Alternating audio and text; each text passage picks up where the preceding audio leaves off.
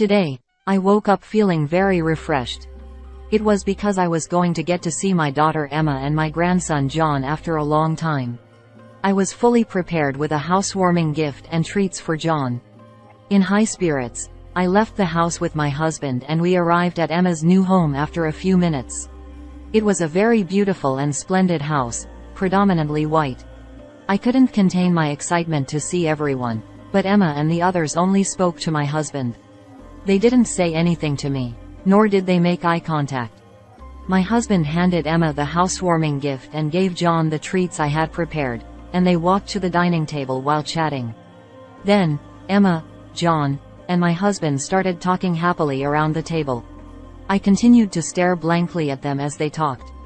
It was not that they couldn't see me, so why wouldn't they try to talk to me? In that uncomfortable atmosphere, I suddenly sensed a presence in the hallway. When I looked, I saw John beckoning me from the shadows of the hallway. Ah, I hadn't been forgotten. Feeling relieved and happy, I hurried over to John. "John, you've grown so much. What's the matter?" John said. "Well, Grandma." He seemed to be struggling to speak, mumbling something.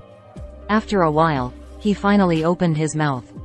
What that means. If my hunch was correct. Feeling as if cold water had been thrown on me, I left John there and impulsively ran outside. It must have been about 10 minutes since I rushed out of Emma's house. When I calmed down, I noticed my smartphone vibrating. "I'm sorry. I heard something from John and couldn't help but run out. Actually, I have something to talk to Emma about." The time had finally come to speak. "I am Nancy. Recently, something delightful happened to me. The day after I turned 52, my colleagues at work gave me a small celebration. On my birthday, both my husband and I had the day off. I was slightly hoping for something special, but the day ended just as usual, and I went to bed feeling a bit disappointed. I carried that feeling with me to work the next day. Then, my colleagues and juniors celebrated with me, and I felt warm and happy for the first time in a while. Look, my coworkers celebrated my birthday. Oh, that's nice. I reported it to my husband as soon as I got home as I was overwhelmed with joy, but his response was flat. I wondered if the special feeling of birthdays fades after being together for so many years. He used to be a bit more considerate.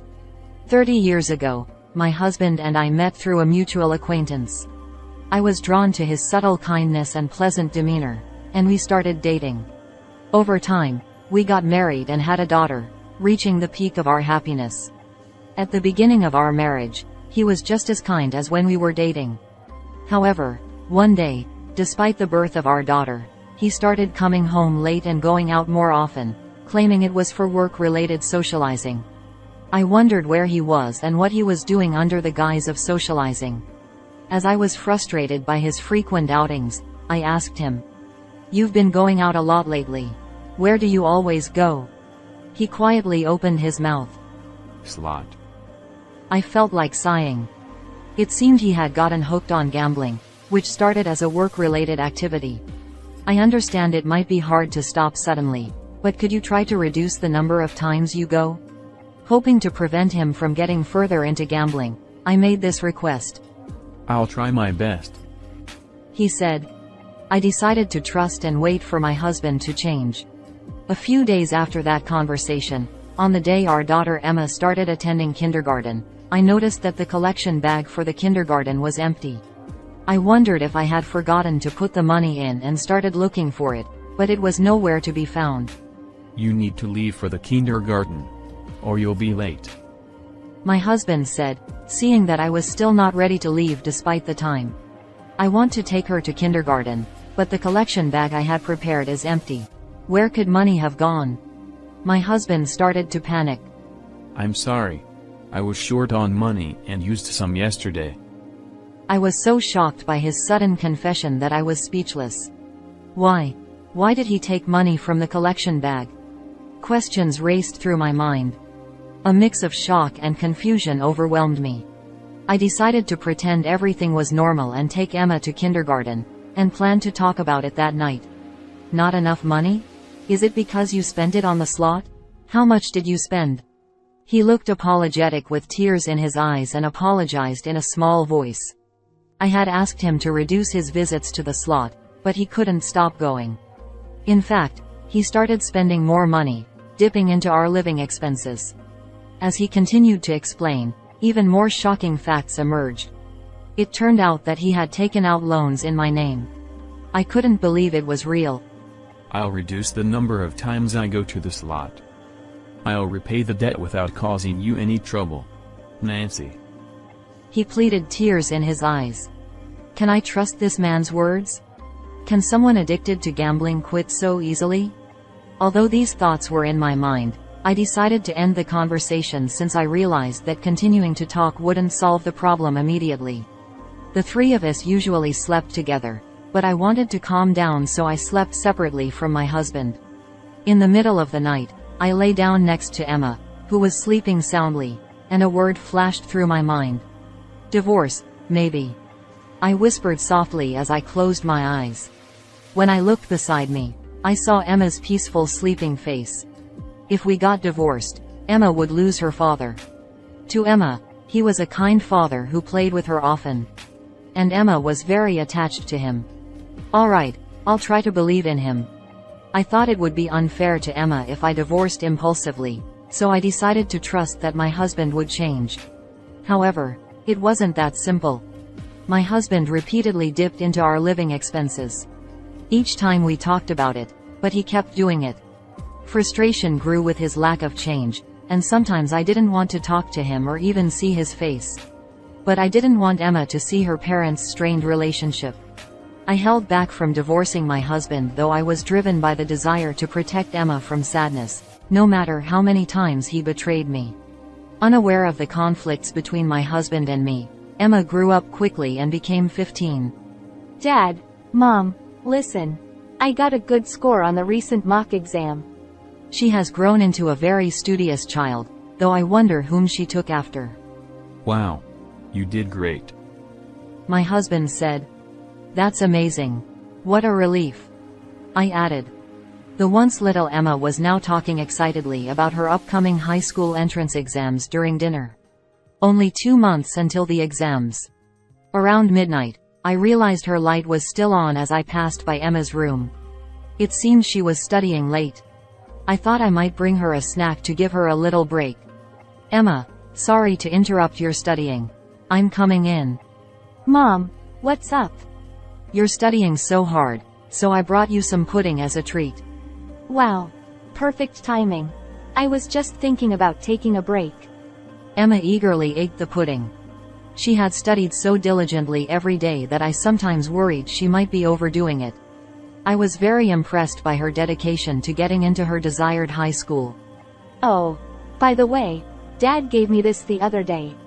Emma happily showed me an encouragement card for her exams. Dad is so thoughtful in ways like this. My husband supported Emma's decisions, cheered her on, and gave her thoughtful gifts, showing great kindness to her. However, despite Emma's growth, my husband continued to accrue debt and turned to me in tears each time, and his behavior unchanged. Emma didn't know about his gambling addiction and believed he was a good father. Emma finished her high school entrance exams and successfully got into her desired school. Emma, that's wonderful. It's thanks to Mom and Dad's support. Maybe Dad's card gave me the strength. Thank you. Even if the persona my husband shows to Emma is false, as long as Emma is happy, that's what matters. Seeing Emma's joyful face made me glad I didn't go through with the divorce. Emma enjoyed her high school life and then decided to attend a university in the city, far from home. Are you really going to New York? I always thought she would stay local, so the thought of being apart from Emma made me very sad. But I didn't want my feelings to limit her choices in her life. I wanted Emma to freely walk the path she chose for herself. With these complex feelings, I accepted her decision to move to the city. Mom, don't worry. I'll come back sometimes. Emma reassured me since she seemed to sense my sadness. And then, the day of Emma's departure arrived. My husband and I took her to the airport. Dad, Mom, stay happy together. She said cheerfully as she was waving occasionally and walked toward the boarding gate. I silently returned home feeling the weight of the sadness. Just the two of us living together, huh? My husband would likely continue to indulge in gambling without learning his lesson. Thinking that, I sighed softly. My prediction came true. When we were living with Emma, my husband used to go to the slots for short periods so she wouldn't notice. But at that time, I was the only one left at home. As if spreading his wings, my husband spent all his time at the slots, whether after work or on his days off. As long as we had enough money to get by, I said nothing to him and just went about my daily life. Deep down, I thought, no matter what I say, he won't change. I'm too tired to make him stop. Perhaps I had already given up. While living that way, Emma graduated from college and decided to get a job over there. So she's not coming back. I had hoped she might return home after graduation, but my wish didn't come true that easily. A few years later, I received some happy news from Emma. Mom, I got proposed to. Wow, really? Congratulations. What is he like? His name is Jason, and he's super kind, just like Dad. And, Emma went on talking about the furniture for their new home, which plants to choose, and other trivial matters. I got stuck on the words, just like Dad, but listening to Emma's lively, happy voice, I swallowed the words that almost spilled out of my mouth. Should I tell Emma about her father? But if she found out that the father she thought was kind was actually a gambling addict with debts, it would break her heart. I didn't want Emma to feel that pain or sadness. Convincing myself of this, I let the opportunity to confide in her pass by. A year later, even more joyous news arrived. Emma had given birth to a baby. In the video, the baby looked so tiny and fragile, as if touching him might break him, yet he cried out with a strong voice. He was a cute baby. He was our first grandchild. I wanted to visit immediately, but the distance made it difficult.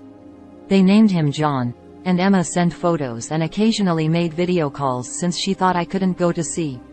With each contact from Emma, I could see John growing into a healthy, lively boy. When my husband was home during video calls with John, I'd call him to join us, and we'd look at John's photos together. Although my dissatisfaction with my husband persisted and our conversations were minimal since it became just the two of us, we could talk naturally like a normal couple when it came to John. John's presence was my solace. However, Emma's messages gradually became less frequent. She had likely returned to work, finding it challenging to balance her job and parenting. I remembered having such a period myself, when everything was busy and difficult no matter what I did. When she was juggling work and raising children, frequent messages can be overwhelming. It would be better to get in touch once her life settles down and she had more time. Thinking this, I refrained from contacting Emma too often. 5 years have passed since John was born. Unusually, my husband was home for dinner and said, Emma told me they're moving to the next town. Apparently, Jason got transferred. Really? Did she contact you? Yeah. She only mentioned it briefly since they've been busy. She could have told me something so important directly. Feeling a bit miffed that she hadn't contacted me, I was still thrilled that Emma would be moving nearby. I decided to get in touch with her over the weekend. I couldn't wait for the weekend to arrive. Thinking that, I somehow fell asleep pleasantly that night. When the weekend came, I opened my phone to contact Emma. Just as I was about to call, I thought it might be better to send a message first since I didn't know what she was up to. Hey Emma, how are you? Is Jason and John doing well too? Dad told me you're moving to the next town. Is it true? Let me know the details when you have time. I sent the message and anxiously waited for a reply, but none came by midday. It was only that night that Emma finally responded. Sorry, I've been busy. Our house in the next town will be ready by the end of May. We plan to move in June. Got it. Let me know when you've set the moving date. Her brief reply conveyed her busyness. I wanted to chat more, but I ended the conversation there to avoid bothering her. A few months later, the day of Emma's move arrived. I was excited to see Emma and John after such a long time. I woke up unusually refreshed and found myself humming a tune while getting ready. I've got a housewarming gift and some treats for John. We're all set. Are you ready? My husband replied. Yes. I'm ready. Shall we go? Together, we headed to the neighboring town to celebrate Emma's new home. After a short drive, we arrived at Emma's new house. It was a beautiful, pristine house with a white exterior.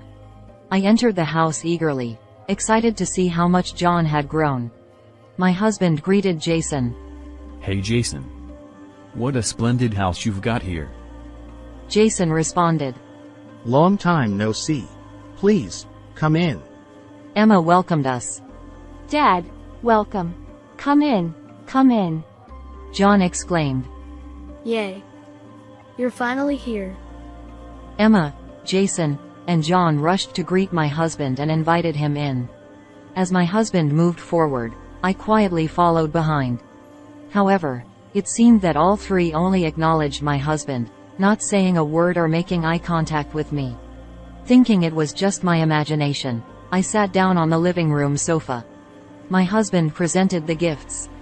Here's the housewarming gift. And some treats for John. Emma expressed her gratitude. Wow, Dad, thank you so much. Did you pick these out? He replied. No. Nancy chose them. Emma remarked. I see. Oh, Dad, you like this kind of liquor, right? Jason likes it too. She then moved to the dining table, and the three, excluding me, gathered around it, chatting cheerfully. I sat there watching them converse, and I was feeling increasingly overlooked. It wasn't my imagination. They weren't speaking to me or making eye contact. Despite my presence, neither Emma nor Jason made any effort to talk to me. I wondered if I had done something wrong.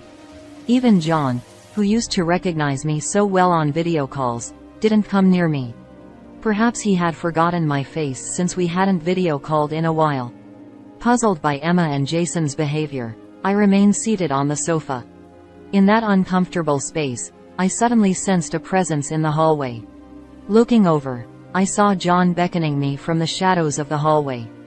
John wanted to talk to me. Feeling relieved and happy that he hadn't forgotten me, I hurried over to him. John, you've grown so much.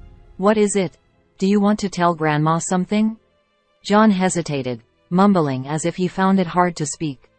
The words that came out of his mouth next were completely unexpected. Grandma, please don't take money from Mom and Dad. Stunned, I asked him again. What? Grandma is taking money from Mom and Dad? I was utterly confused by this sudden accusation. When had I ever taken money from Emma and her family? And why would 5-year-old John be saying this to me? Sorry, Grandma doesn't understand about the money. Did Mom and Dad say something? I gently probed, trying to understand why John was bringing this up. I overheard Mom and Dad talking. He said. They said that because you take money, they're in trouble.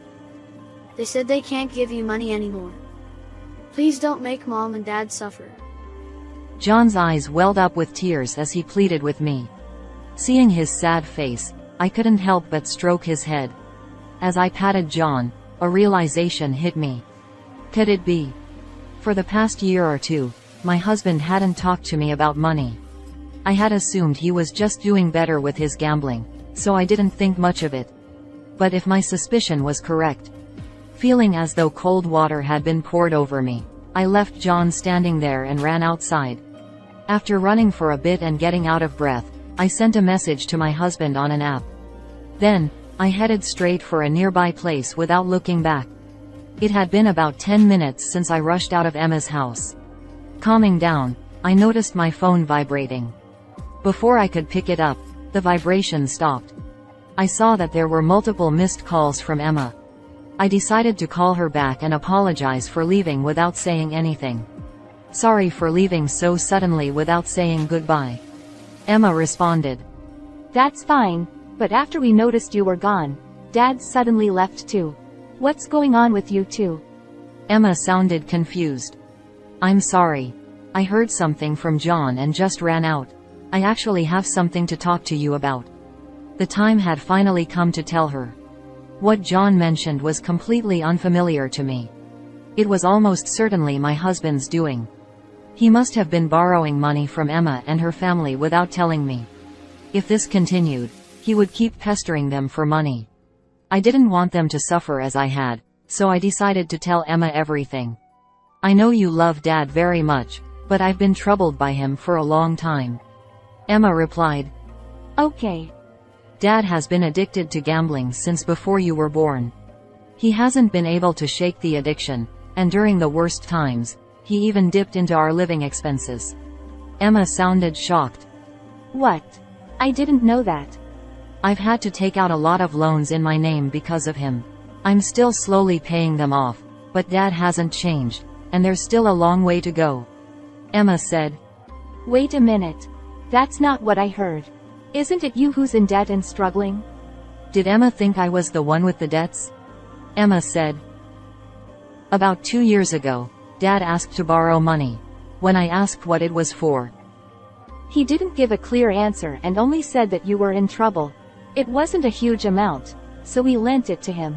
Over the past year, he's been contacting us a lot, and even though I asked to speak with you, he wouldn't let me.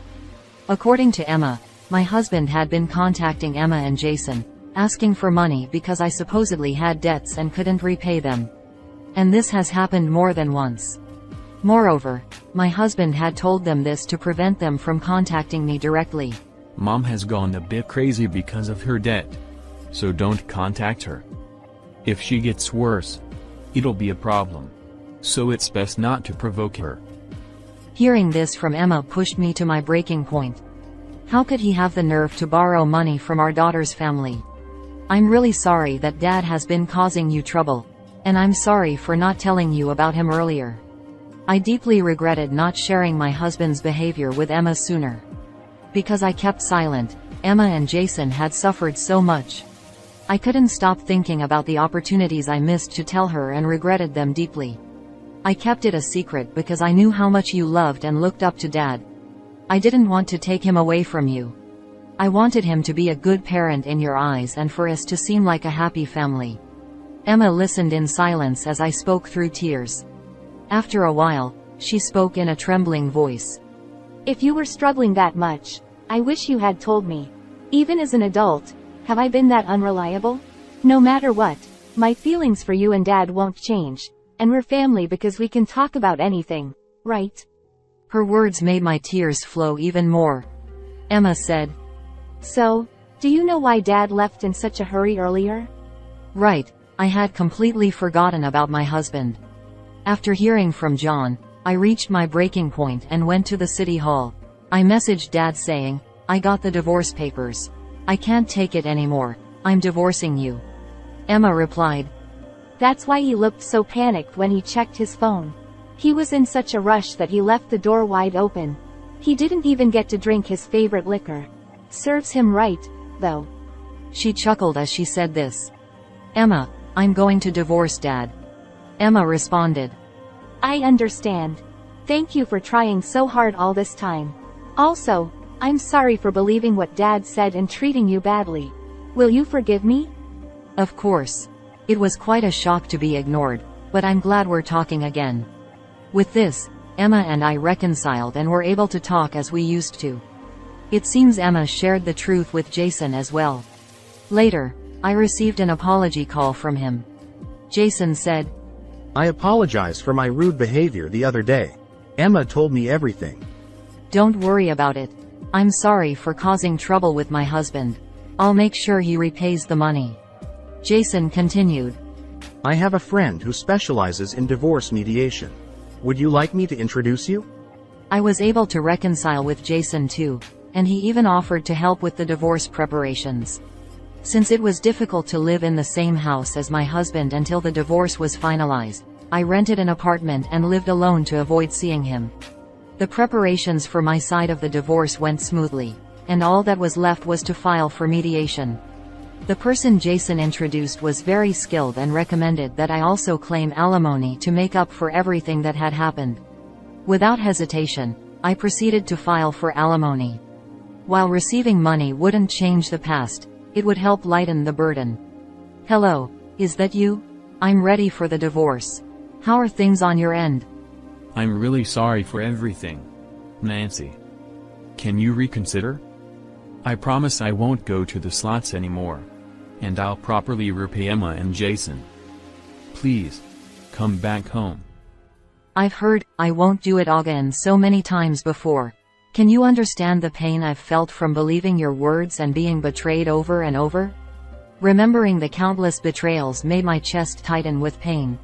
Even after the divorce mediation started, my husband stubbornly resisted.